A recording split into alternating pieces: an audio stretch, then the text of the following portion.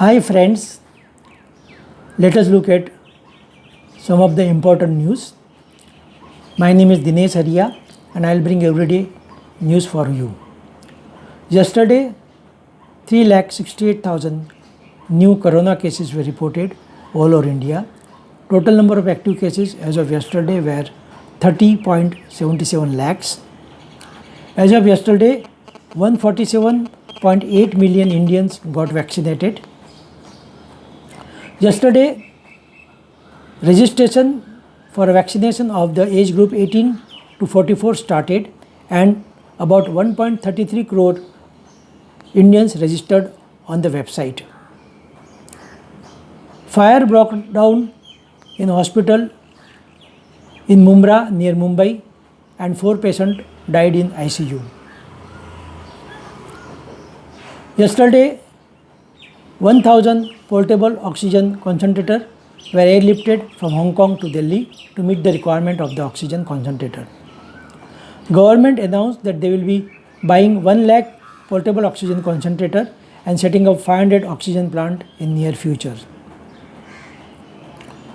Many Indian industries like Reliance, Tata Group, Adani, Steel Authority of India Limited, ITC, many fertilizer plants and petrochemical plants are now diverting all their oxygen to various hospitals in India to meet the requirement of oxygen. Reliance Industries has announced that they are setting up 1,000-bed hospital with oxygen near Jamnagar in Gujarat, near their refinery.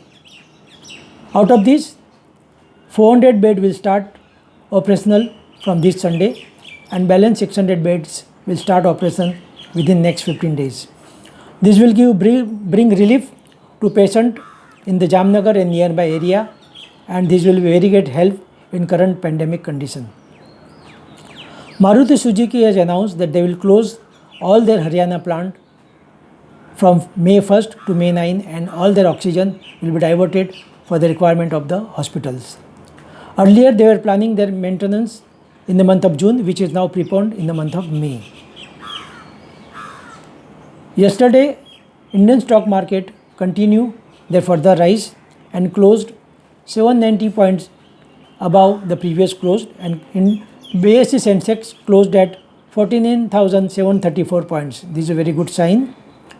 Now, domestic investors, which consist of mutual fund, LIC and etc., had invested so far in the month of April 10,611 crores in Indian stock market, while foreign investors has taken out from Indian market around 12,000 crores.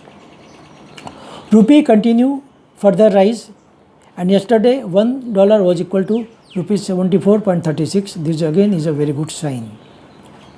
Bajaj Finserv, one of the leading non-banking financial company, has announced yesterday a result, and they have shown net profit of 979 crore for the last quarter of 2021. US is rushing assistance to India to combat COVID surge in India.